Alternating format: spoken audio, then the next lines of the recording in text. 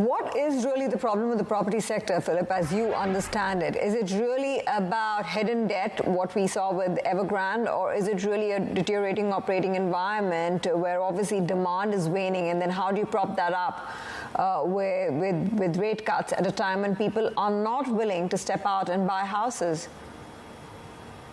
Yeah, I think originally this was an engineered deleveraging of the property sector. This was policymakers doing something that I think was actually a wise move. They're trying to direct capital to more productive parts of the economy, and at the same time, they're trying to fix this issue with housing affordability in China. Now, what's happened is that since Evergrande, when the economy was in much better shape, we're in a situation now where there is no confidence. And so something like Country Garden, it's much less a systemic risk than Evergrande was, but it's creating big problems for confidence because home buyers can't be looking at that and thinking they want to make a down payment on a new property. And so I think we're in a different environment now.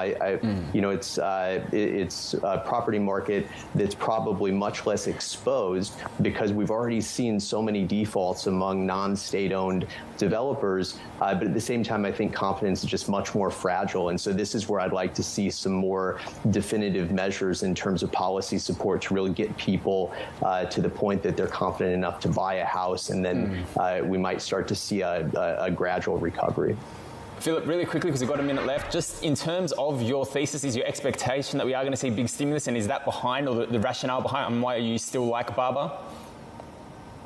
Yeah, I mean, I think I look at China's market right now, and I'm opportunistic. There are companies like Alibaba that report great results on the back of what I think is going to be a really successful restructuring. But there's so much doom and gloom about China right now, clouding investor sentiment, that those stocks are not going to recover until we start to see China make a U-turn. I don't think we're going to see a massive stimulus package like we saw around the global financial crisis. But at the same time, I do think the more bad news that comes through, the more likely it is we're going to start to see something from Beijing that's going to start to rekindle confidence and get us right on the back on the right track.